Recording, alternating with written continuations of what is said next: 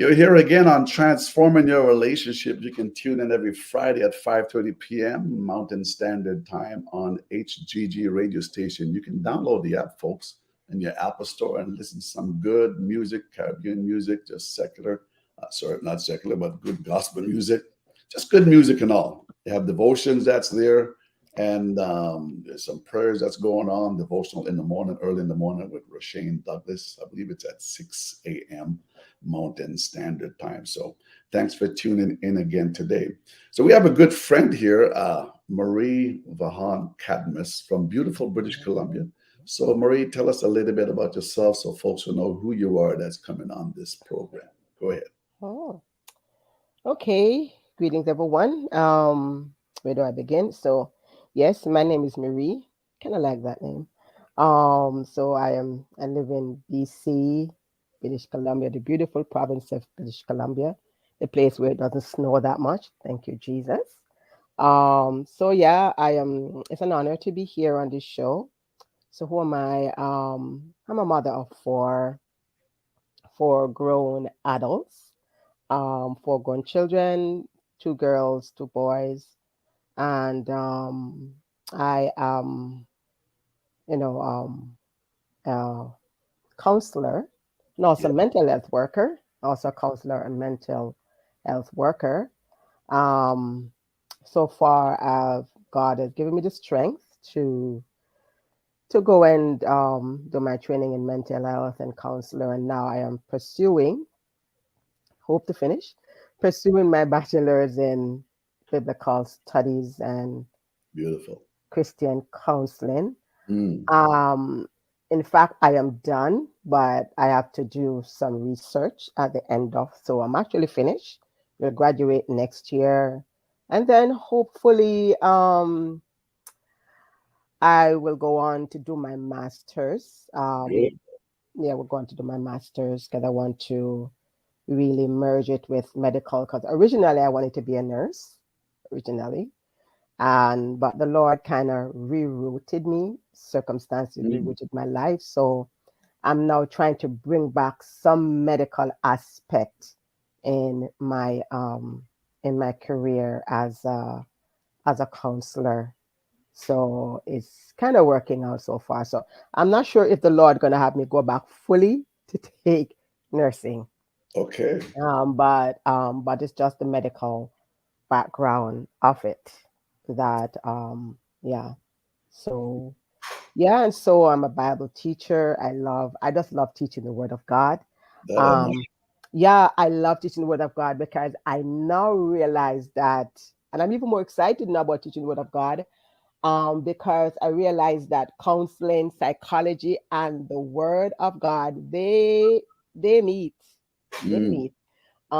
Yes, because I know when it comes to, we say, psychology, probably in the faith-based community we are a bit standoff, but Mm-hmm. I'm now realizing that, hey, the Bible is really in line with psychology. As a counselor, in my years of training, I realized that most of those, if not all, the modalities have some spiritual, scriptural based. And that's one of the areas that I really want to bring forth in Okay. our faith based community, because so that when we hear the word psychology, is not to run from it. Right. I believe the church should be at the forefront when it comes to mental health. We should be at the forefront.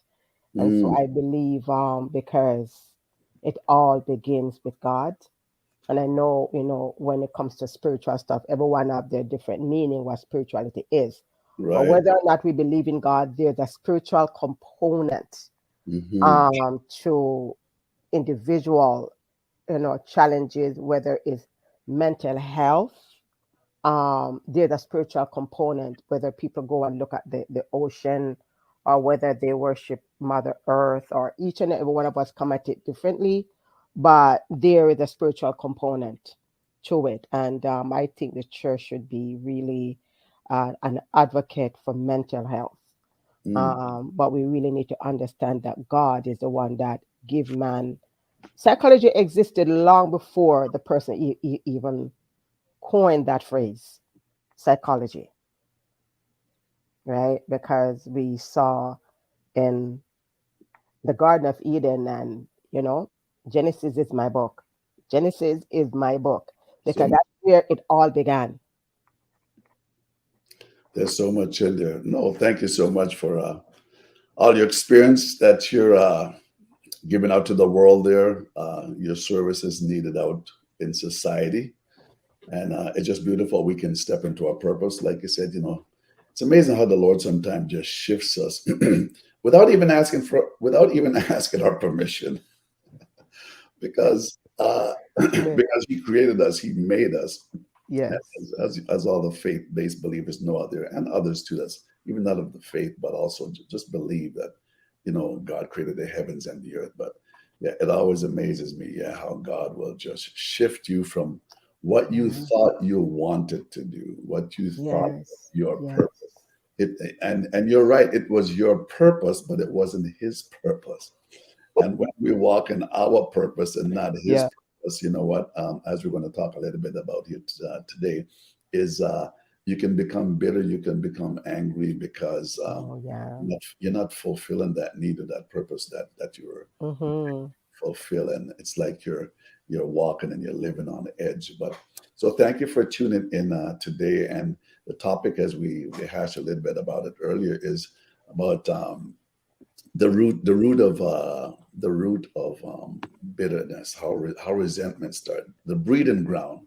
It's the Yes. breeding ground for resentment. But for those that's listening, sometimes individual ask me the question, and possibly the same to you, Marie, is what's the difference? Just to start off, what's the difference between counseling and coaching?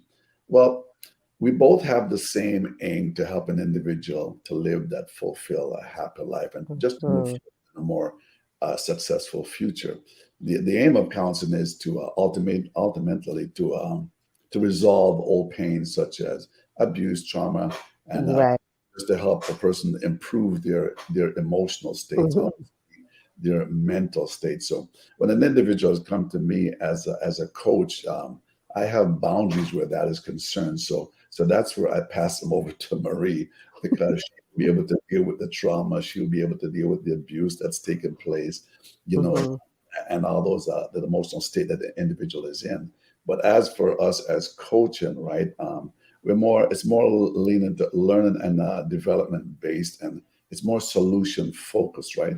We see Yes. beyond your limits as we create a safe space, as we have a conversation with you. We focus on the present.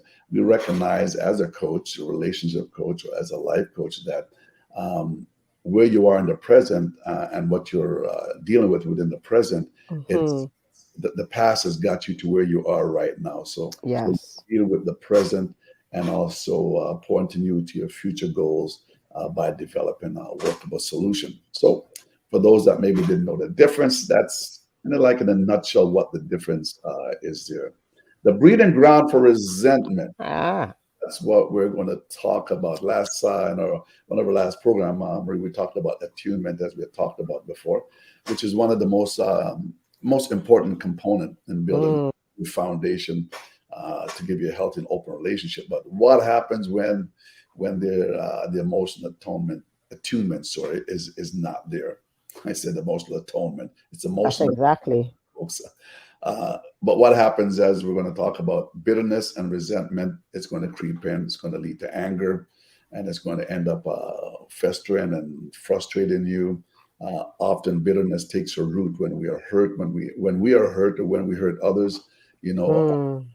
whether it be fear or unfair. But in the book of Hebrews, it talks about let not the root of bitterness spring up, because it Right. will cause trouble. It will cause many to defile. And so, what did Paul meant when he said the root of bitterness?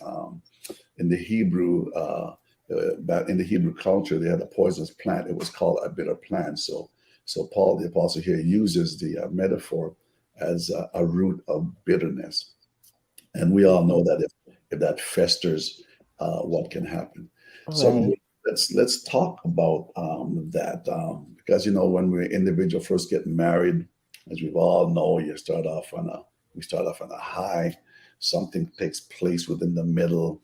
What Mm-hmm. happens? What I find is what I hear from individuals is that they end up pushing down their feelings, and they end up pushing down their feelings. Right.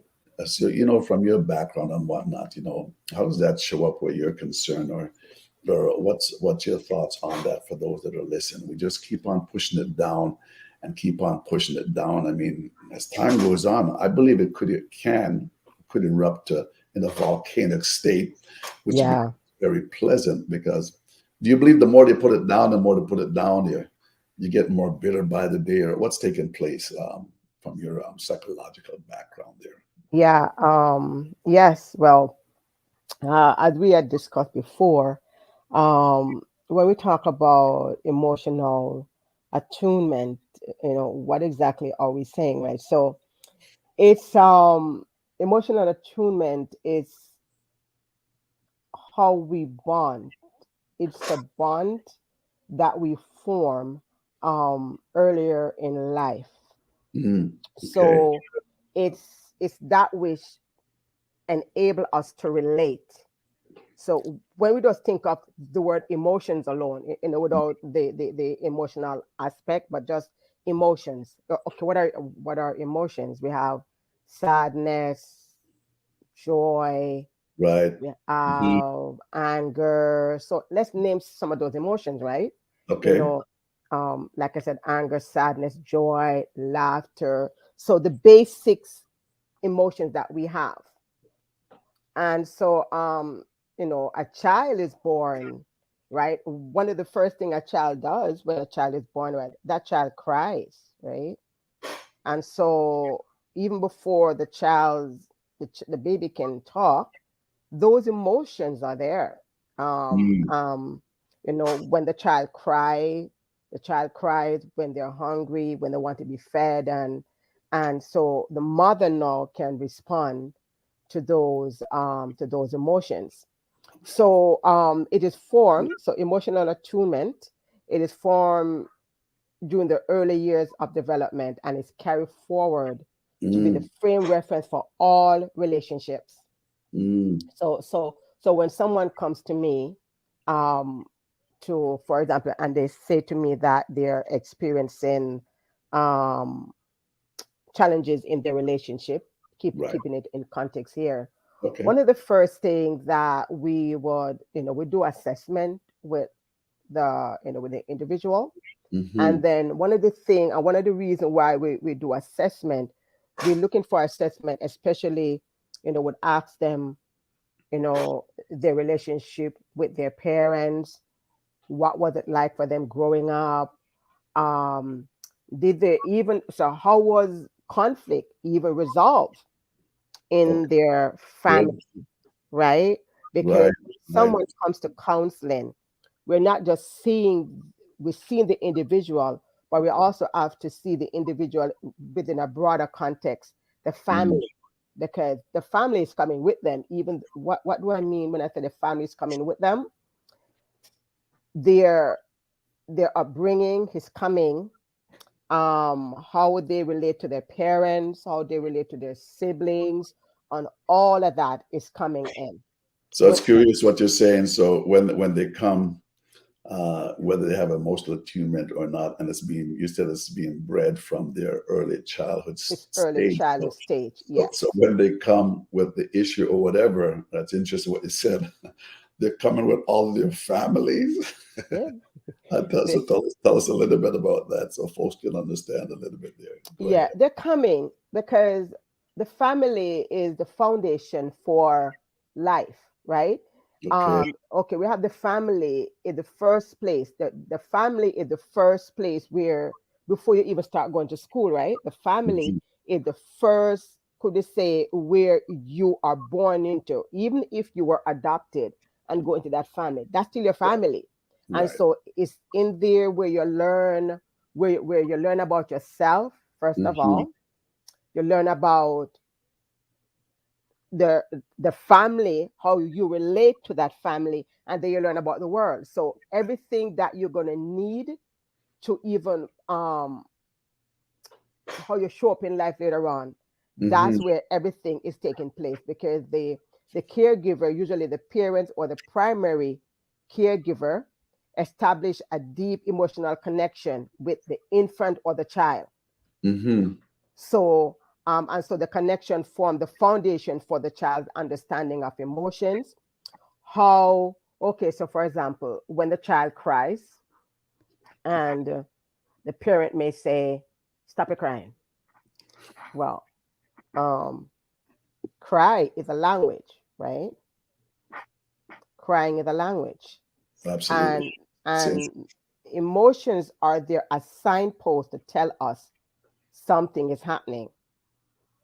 So when a child cries and the parent or the caregiver may say, "Stop your crying, you cry Mm-hmm. too much." If this behavior between the caregiver and the child repeats over and over, then the child learns to stop that crying in their Mm-hmm. system and stop crying, Right. right?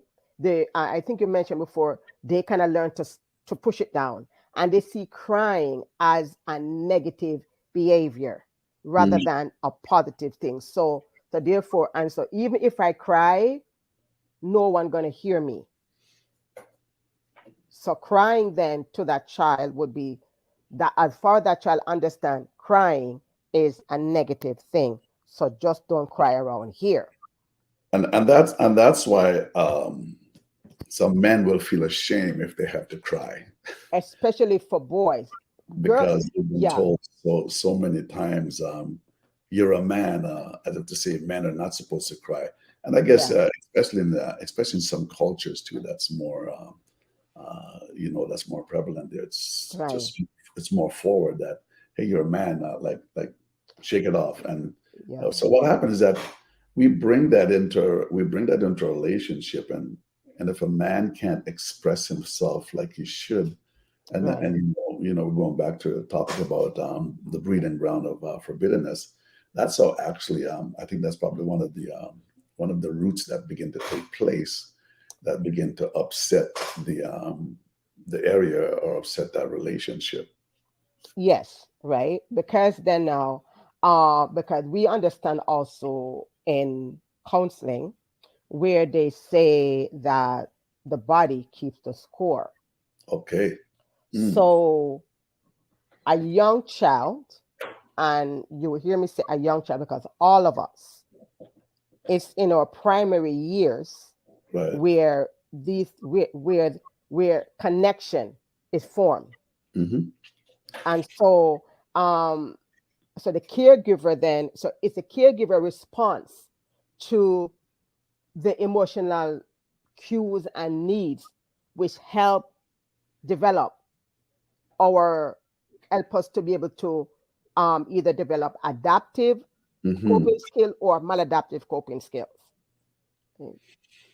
Mm. So the child either learn to trust you or to run from you, or the child either learn how to don't cry around, don't cry around here, right? Because something is happening, right? So while all that message is being sent to the child, now Hmm. their brain is taking all of that in, Okay. right? Okay. Because their brain is taking all of that in, their nervous system, um their, as we call it, the back of the brain, where you have the limbic system for Okay. some, Hmm. the limbic system, but our brain, because God makes us in that way to cope and to survive in our environment. And so this has nothing to do with whether we are Christian or not. The moment we are experiencing a stress or whatever, whether it's pleasant or unpleasant, the Hmm. brain takes a picture of it and stores Absolutely. it and keeps it for future reference. I like what you said. The body keeps a score. The So body keeps a score of that information. So if the body keep a score of this information, and some negative emotions that you kind of mentioned, so then does the individual see themselves as a problem, and then how do they show up? And usually when the body's taking holiday, information is, we won't even know. We Mm. won't even be aware that all this is happening until you are now in a relationship. Okay. Because the next relationship after our parents, our primary caregiver, is your spouse or your partner. It's in the same branch Mm-hmm. of relationship. The only difference is intimacy now involved. Intimacy on a different level is involved. Mm-hmm. But just as so the child and parent or caregiver has an intimate relationship where we share thoughts, we share hugs, Right. and this is what is allowing us to develop. So the next place now where I'm now going to show up is in a relationship. Mm-hmm. And that is why now relationship is now even okay, that's where it's now going to show up because it becomes um the model, right? So the primary relationship with my Right. parents is the model. So now I'm now going to develop my own house or build my own home. Mm-hmm. Where did you get, how did you know whether you should hug or not hug your spouse? Where did Okay. you learn that from? You learn it from somewhere. That's You're right. either going to move away from your primary home. Okay, you may say, well, my dad was this way and I don't want to be it. But in a sense, you're going to be it, Mm-hmm. right? Because it is still your focus. It's still your focus. So it's when we go into relationships now, that's when it comes out. Um, and then we transfer it now to either our spouse and or to our children Mm-hmm. because that was the model that we had. Mm-hmm. And what if we can't? What if we can't transfer that model, and we find it hard to transfer that model of the good behavior part? What takes place in the relationship now? How does resentment form? How does where's the breeding ground that's going to cause resentment in that relationship? Okay, And it so could now, be, it could be like relationship between husband and wife. It could be also at work, just different areas in our lives, right? But predominantly, like we're mm, talking about, is a relationship. yeah, you know where they say sometime red flags, probably you do it too, right? Mm-hmm. Um, Red flags can be seen as things to be cautious about. That's Absolutely. why they have premarital counseling Yeah. because those red flags, if we were to transfer it, can be also say, okay, um, what do you think? Like, for example, a man may say, okay, I don't want my wife to work, Mm-hmm.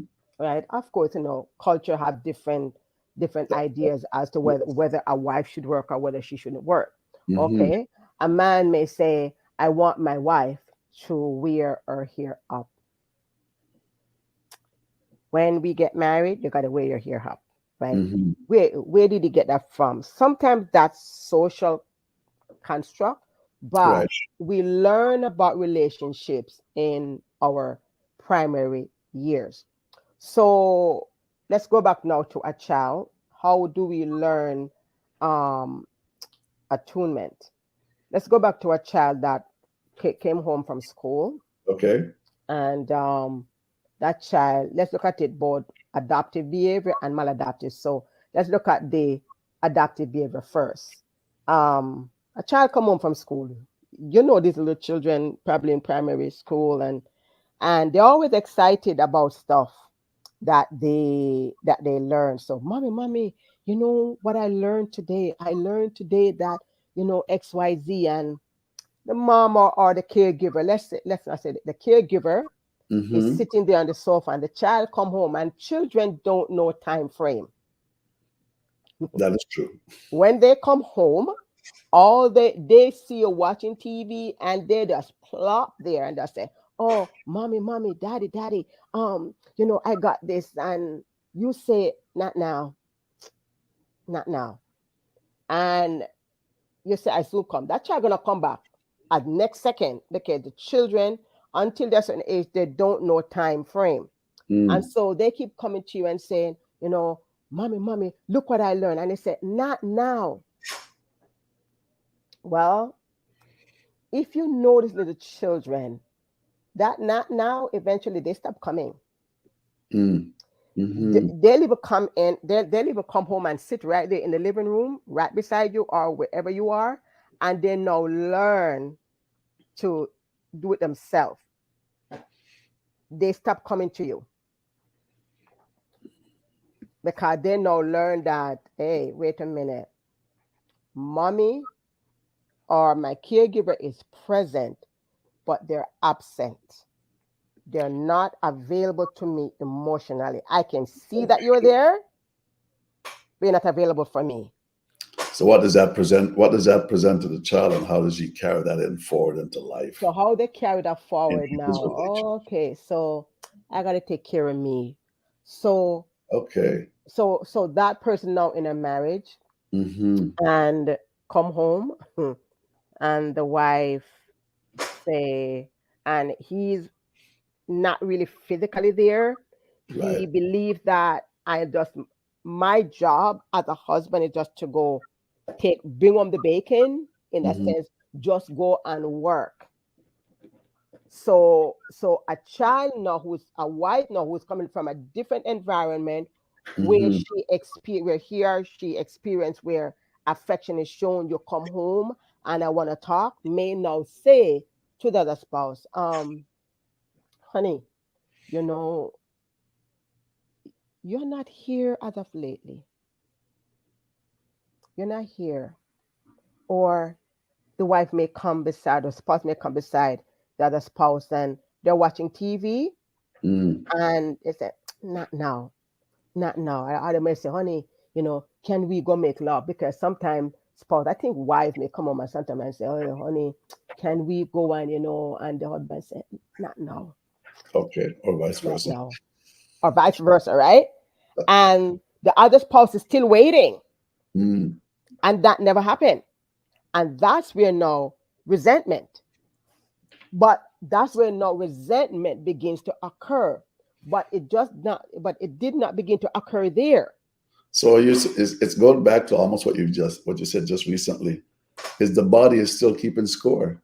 The body now remember, so you are not going to have emotional flashbacks, because so you think that you are now responding to the rejection of the spouse right here, but Mm-hmm. it's not. You're actually responding to the rejection earlier in life, Okay. because the brain is now saying, wait a minute, this happened to me before. And so we kind of to, he always listen to the language. He always reject me. It's Right. like, okay, maybe did he always reject you? Or did they always reject you? So Yes. we listen for the all or nothing language, Right. right? We listen for to the always. No one has ever been there for me. I've always been, it's just me alone. So we kind of listen for those languages, those Resentment, stories that people are telling themselves. resentment coming up. Yeah, it's the resentment coming up, because back then now, um, when my caregiver was doing that, what was happening to you? Mm. What did you want to do? So in a counseling session, I probably asked a client, okay, when was your earliest recollection of experiencing rejection? Mm. When was it? Can you go back as far back? When was it? Because the first time that person experienced that, or Mm-hmm. the earliest recollection, that's what the brain is dealing with. And the Mm-hmm. brain doesn't know that the body don't know it's Tuesday or Wednesday or Thursday, or Right. it's 5 years ago, or it's the minute. As far as the brain know, it's happening right now. Right. Okay. Yeah, It's just so folks will know a little bit here is, you went back into the past because you want to know what happened, right? And yes, where did this rejection start and so forth. yes, And that's your area. So with ourselves now, with individuals, we recognize they have experienced rejection because they've right, told us about that. Now we ask them the question, now what would you like to experience now, yes, moving forward? And sometimes the word comes out as acceptance or whatever, feeling good or feeling free.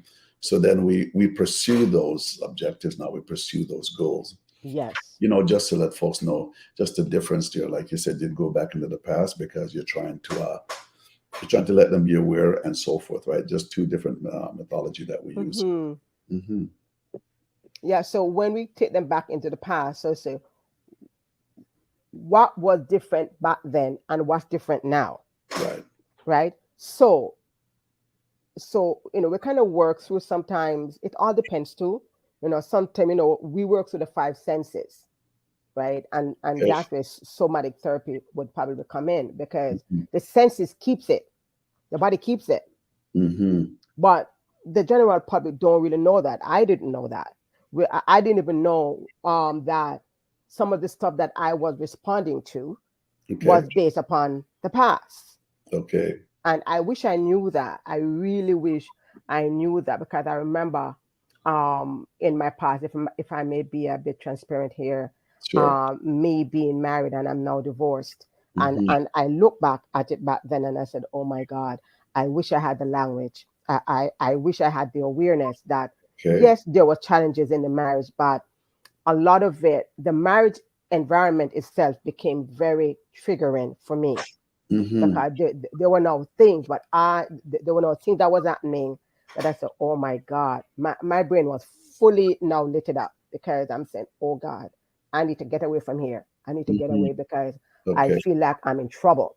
So it wasn't really so much as what is happening in the present, even though what may happen in the present is still Hmm. not okay. Right. But as far as my brain is concerned, I am now in Still. full fight or flight mode. Hmm. So that time, maybe I couldn't do anything about it at the time, because maybe I was a child. Right. But now I am an adult. I may respond back to you. And the response is going to be a negative. It's going to And be, the response is going to be a negative thing. and what I find is, I wonder how many really have those hard conversation of where I'm coming from, what has taken place, Yes. honey. I love you. If we're going to pursue this relationship, these are some of the things that really triggers me, and that's why it's so good to work on self, right? You Yes. mentioned earlier, because that child come home and they want their parents to be involved in what they were doing, but the parents doesn't have time, and Yeah. and so you said the child now realize that I have to take care of me. Me. Yes. We grew up, we finished high school, we get in a relationship, and we still have that mindset that I have to take care of me. And Right. I mean, it's not bad for you want to take care of me, but Yes. but who else are you blocking out? It's like now you've is it possible that you build up a wall that is hard for anybody to penetrate because Hmm. you've always been taking care of me.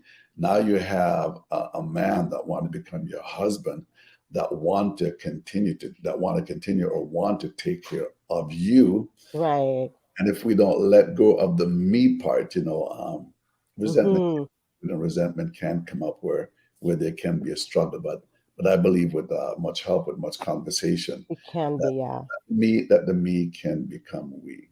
So what are some, Yeah. we just got a little bit more time here. I'm a little bit over, but that's okay. A little bit more time.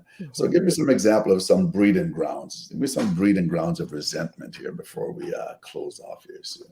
Some breeding ground for resentment, if I may come at it from also a scriptural point of view, Absolutely. as well. Okay, we look at the children of Israel. They were in Egypt, and that was a breeding ground. I mean, plus plus, right? For Mm, we saw Moses, who became the deliverer years later, but we saw him being taken away from the situation happened, and children lost their lives back right. then. Hmm. And we saw Moses now being taken away. Well, his mom had to put him on the water.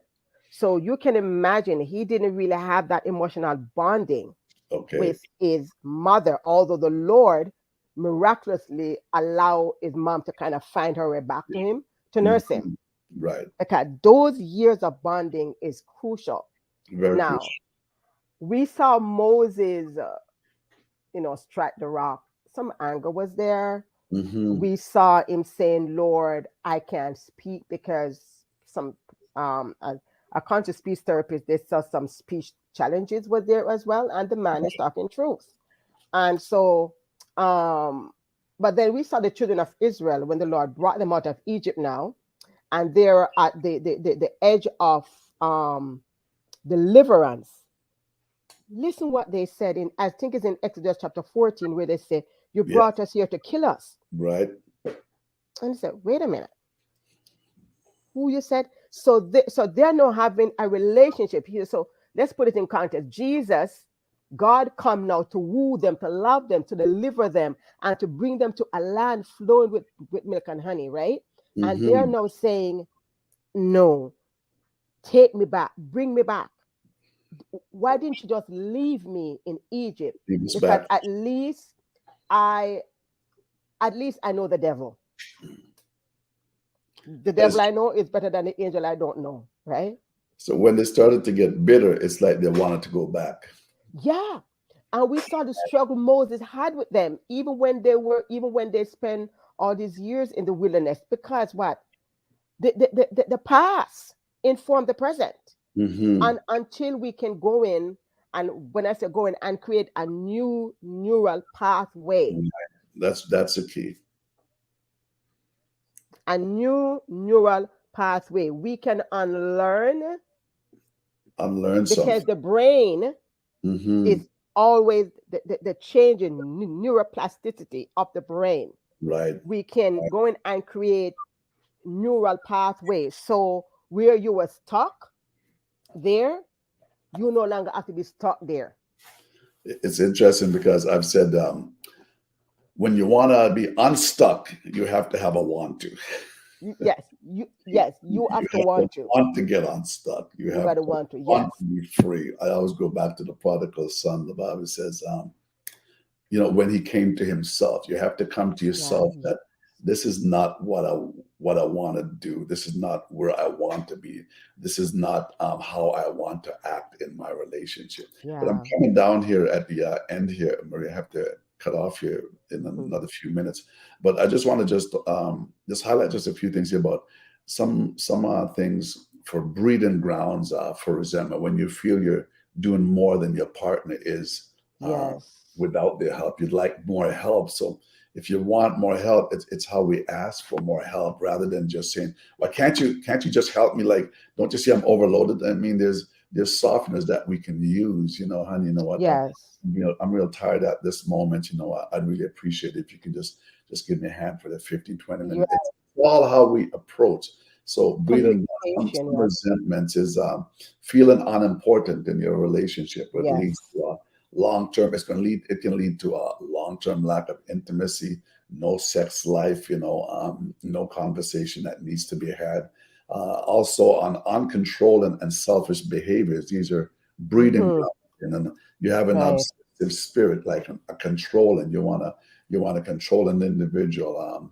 Their thoughts, you don't appreciate their thoughts, you don't validate their thoughts, right? Right. Now you're feeling it's all about you. So continuing thoughts of past hurts, and another one which is important for resentment is experiencing sexual rejection. And by Yes. experience that, Yes. Yes. all these will erode what you have. It's a breeding ground for erosion, and Feeling unheard. True. if it's Feeling not nipping in unheard. the bud, yeah, feeling unheard. If it's not nip in the bud, it's going to lead to that word called Right. divorce, which many try to avoid. Some just don't even bother work it out, but it's beautiful if you can at least try. Some don't know how, right? So I just Hmm. praying for those there that are listening, that are out there online, that are going through their struggles, their situation. You have Marie here. Her website is here on the YouTube page here. If you go under HGG Radio, or even if you type my name in Bonitto Grange, you'll see this YouTube coming up here for the next day here. So there's help out there, Yeah. or you can continue to live the way you're living and continue to be Hmm. frustrated, continue to live in that deep space of resentment, which now Hmm. you're not Yeah. careful. you're passing that on to your children. Next generation, yeah, because also we parent, and that's another topic, but we they call it secondhand trauma, right? Okay. So we pass that on to our children, and that's so we have the cycle Hmm. continuous. You have Hmm. children with carrying forward generation years of how my parents was, because all the child know that's what it is, right? Right. So we You have see. to be aware, and there's no shame in it. Mm-hmm. It does this is and there's no blaming of parents either. They had a narrative, they had a script, and that's what they work on. But now we can change it. We can change the narrative, right? We can change the stories. It doesn't have to end that way, and we can have healthy relationship with our spouse. It's not a I. The moment when you recognize that emotional attunement is coming in, when you Right. begin to say, honey, I don't like this. And the moment you say I, that honey gonna tune you out. Is Mm-hmm. we. So in a marriage, it's always a we and not an I. Always, always. I always emphasize on that. So I It's a appreciate we. the insight. I Yes. appreciate the constant background also, and some of the things that you have brought forth. I really thank you for the time that you invested. I thank you for the work that you're You're doing welcome. and the impact you're having over there in BC and pretty well national wide. So, for those that are listening, her name is Marie Vaughan Cadmus. Her website is Vaughn Marie Rose at wixsite.com. So that's Vaughn and Vaughn Marie Rose. That's Yeah. VAUGHANMARIE Rose, all in one word, at wixsite.com. Thank you so much for tuning in. Thank you for Yes. the background that you brought us, the time that you have given to us. And Amen. folks, whether it's counseling or coaching, if you're dealing with trauma, if you're dealing with past deep hurts, Mm. Oh abuse, God. she's the lady, she's the woman to see because she's very good at what she does. We've been friends for a long time. If you're looking for a coach and you're looking for someone just to help Man. you Yes. just and just to walk through life in a more Yeah. satisfying way, Yes. with the present and move into the future, then I'm Mm. here, Bonitto Grange, willing to support and help you along that way.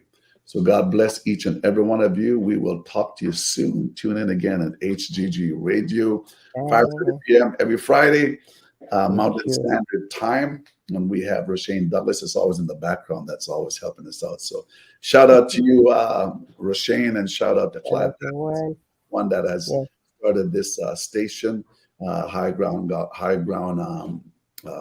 Church here in Edmonton. So Mm. for the vision that he had, and this is the work that he's doing. So we love you, we appreciate you, and those that are tuning in, you can click on the like button or subscribe button, so it'll always show up on your screen here every Friday. So God bless.